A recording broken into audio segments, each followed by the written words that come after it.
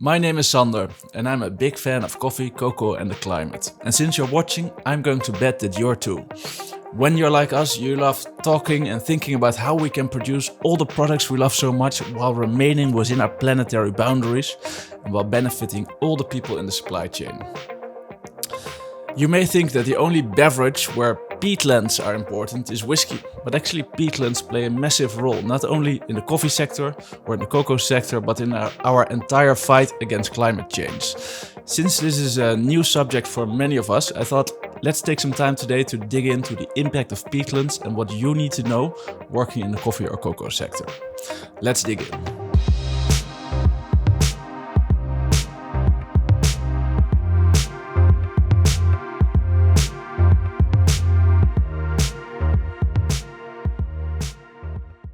Peatlands are ecosystems that are different or that are unique because they have a much higher water table than other ecosystems.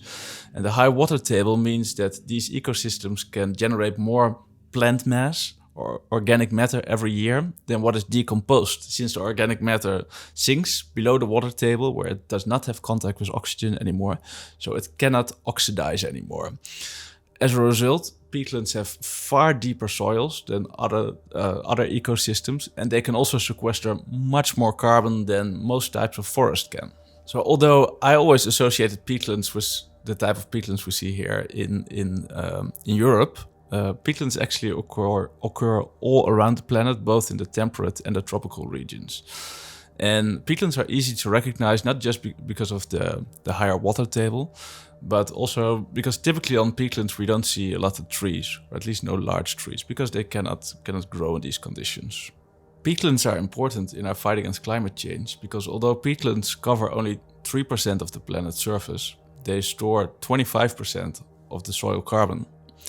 And as a result, when peatlands are drained, so if the water table is lowered and the land is prepared for agricultural use, suddenly all that plant matter that's stored below ground starts to oxidize. And when plant matter oxidizes, it doesn't only release carbon dioxide, which is already hugely problematic, but it also releases nitrous oxide and methane. Nitrous oxide is 298 times as potent a greenhouse gas as carbon dioxide is, and methane is 25 times as potent as carbon dioxide is. So the draining of peatlands has a massive impact on the climate. Actually, the emissions from drained peatlands amount to 1.8 gigatons annually, which is 5% of our global emissions. So it's huge.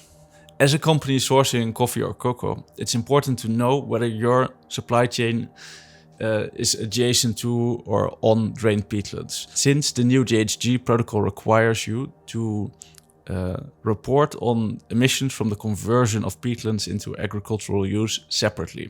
Under the category of land use change emissions, companies have to report the emissions from the transition of forest to agricultural land, as well as peatlands to agricultural lands separately. And in the case of peatlands, this doesn't only include carbon dioxide, but also the nitrous oxides and the methane that I was mentioning earlier on. Let's have a look at exactly where in the GHG Protocol we can find this. As specified in the GHG Protocol Land Sector and Removals Guidance, companies need to report GHG emissions from the conversion of peatlands to agricultural land. Section 4.4 GHG accounting categories, including carbon dioxide, nitrous oxide, and methane. Like other land use change emissions, emissions from the conversion of peatlands are quantified for an assessment period of 20 years or greater.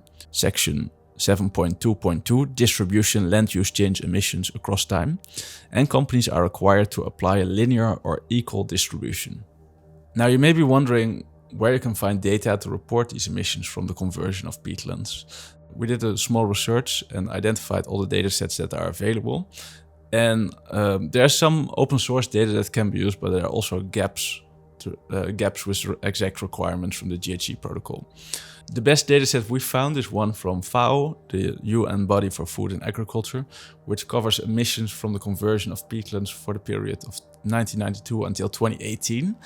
However, for the more recent years, there is still a gap in data availability. So for these years, we will need to build custom datasets for our customers. The good news is that there are many well-established methodologies available for this, based on peer-reviewed articles from academia, which we can use as a starting point. You may be wondering which accounting category these emissions fall under, so we created the following overview for you. If forest is converted into agriculture, then these emissions are considered land use change emissions. The same happens when peatland is converted into agriculture. These are also land use change emissions. However, if we see drops in biomass in established agricultural land, so if there's no conversion in land use, then these emissions are considered land management emissions and will have to be reported separately. For companies that are working on reporting their emissions, we would propose the following process. First, we identify all the regions in which the commodities are being produced and we check if there's a presence of peatlands. Countries where there's no presence of peatlands have no risk, of course, so we don't need to look further into peatlands emissions. For countries where there's a high risk of peatland conversion, we first create a combined dataset of peatland emissions, including carbon dioxide, nitrous oxide and methane, using both the data from FAO as well as our proprietary datasets. Then, in addition to the normal emissions that we calculate based on fluctuations in biomass, for farms in areas with high risk of peatland conversion, we'll report emissions from peatland conversion separately.